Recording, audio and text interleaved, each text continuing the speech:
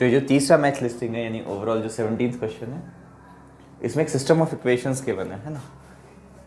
अब अगर P q are जो है वो एच पी में है तो what can I say about 1/p, 1/q and 1/r, they will be in A P.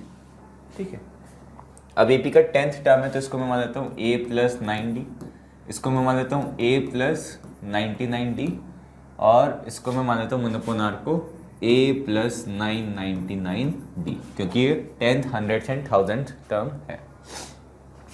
एक और मैं क्या करता हूँ, तीसरी वाली जो इक्वेशन है उसमें से अगर मैं पी क्यू आर कॉमन ले लूँ तो क्या बचेगा, 1/p times x plus 1/q times y plus 1/r times z equals to 0 बचेगा।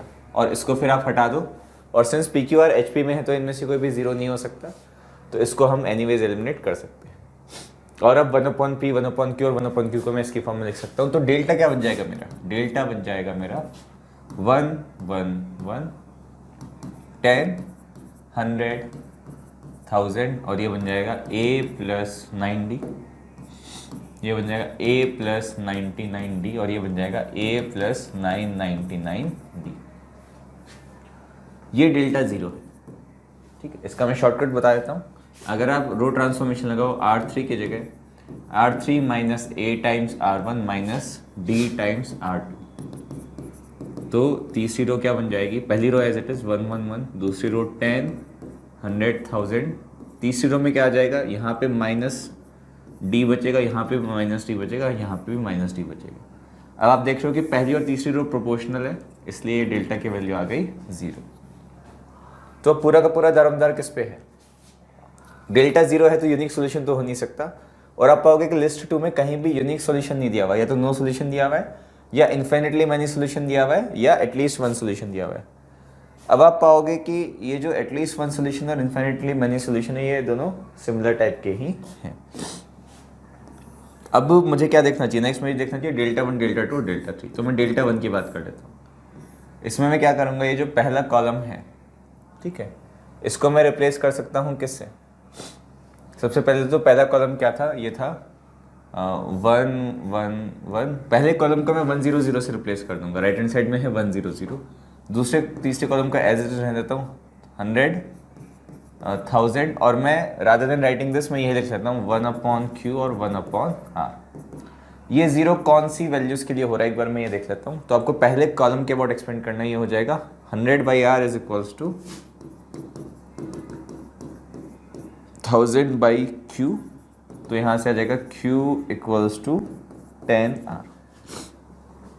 ठीक है, ऐसे ही आप डेल्टा 2 की वैल्यू निकालोगे। डेल्टा 2 क्या बनेगा, इसमें आप दूसरे कॉलम को 1 0 से रिप्लेस कर दोगे। पहला कॉलम 1 10 1/p, और ये 1000 1/r आ जाएगा। दूसरे कॉलम के अबाउट एक्सपेंड करके 0 करोगे तो आ जाएगा 10/r इज इक्वल्स टू, इसको आप 0 करोगे डेल्टा 2 को 0, तो 10/r is equals to 1000/p, यानी कि p इक्वल्स टू क्या आ गया, p इक्वल्स टू आ गया 100r।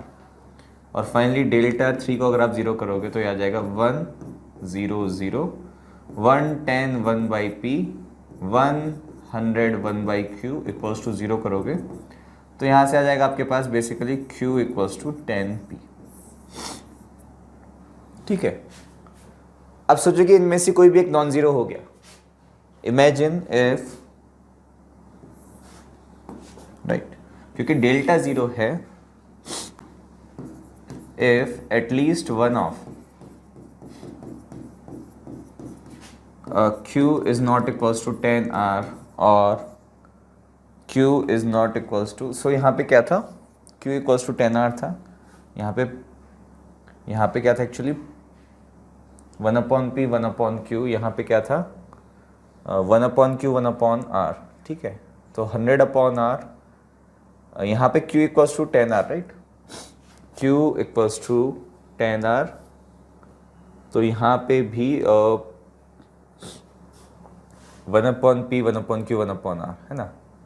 r is equals to 10q, r equals to 10q आना चाहिए था, ना कि q इक्वल्स टू 10r। ठीक है, तो यहाँ पे आना चाहिए था r इक्वल्स टू 10q या फिर q इक्वल्स टू 10p, या फिर यहाँ से आना चाहिए था p equals to 100r। This is fine है ना, ये हो जाएगा 10/r और p इक्वल्स टू 100r और r इक्वल्स टू 100p, यहाँ से आना चाहिए था r equals to 100p, alright, r equals to 100p, 10 by r, ठीक है, यहाँ पे क्या है 10 by q equals to this, so p equals to, एक बार इन तीनों को हम रिराइट कर लेते हैं आराम से,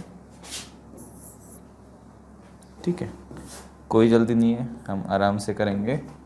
तो 10 by r is equals to 1000 by p, तो यहाँ से आ गया p इक्वल्स टू 100r, यहाँ से क्या बना 10 by q equals to 100 by p, तो यहाँ से बना p इक्वल्स टू 10q, ठीक है, यहाँ से p इक्वल्स टू 100r, और यहाँ से क्या बना था, यहाँ से बना था q इक्वल्स टू 10r, कोई कंफ्यूजन वाली बात ही नहीं है, ठीक है।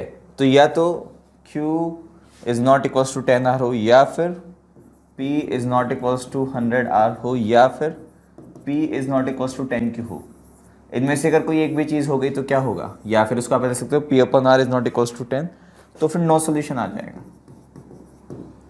तो फिर सीधा सीधा नो सोल्यूशन आ जाएगा। और कौन कौन से ऑप्शन में ऐसा है, p upon r is not equals to 100 तो no solution, p upon q is not equals to 10 तो भी नो सोल्यूशन। अब देख लो सेकंड और थर्ड में s कौन से ऑप्शन में है, सेकंड में भी s और थर्ड में भी s, खाली एक ही ऑप्शन में है, ऑप्शन नंबर बी, खेल खत्म, खेल खत्म, मुझे बाकी पहला और चौथा सॉल्व करने की ही ज़रूरत नहीं थी, ठीक है। और ये आपका कौन सा ऑप्शन हो गया, ऑप्शन नंबर बी, ठीक है। अब इसमें पहले में देख लो, पहले में क्या दिया हुआ है q, कि इसका वन ऑफ द सॉल्यूशंस ये है, ये होते हैं ना इन्फिनिट सॉल्यूशन आ रहे होंगे, और ये जो फोर्थ वाला है इसका r, इसके भी इन्फिनिटली मैनी इसके इन्फिनिटली मैनी सॉल्यूशन आ रहे होंगे, और q इक्वल्स टू 10r रखने पर बेसिकली इन्फिनिटली मैनी सॉल्यूशन के बाद भी सॉल्यूशन कौन सा है वो कैसे निकालते हैं वो आपको पता है, z को आप अल्फा मान लेते हो और xy को अल्फा के टर्म में लिख देते हो, तो आपके पास इन्फिनिट पेयर्स आ जाते हैं, उनमें से कोई एक पेयर ऑप्शन p या q में है कि नहीं वो भी आपको चेक करना पड़ेगा, ठीक है।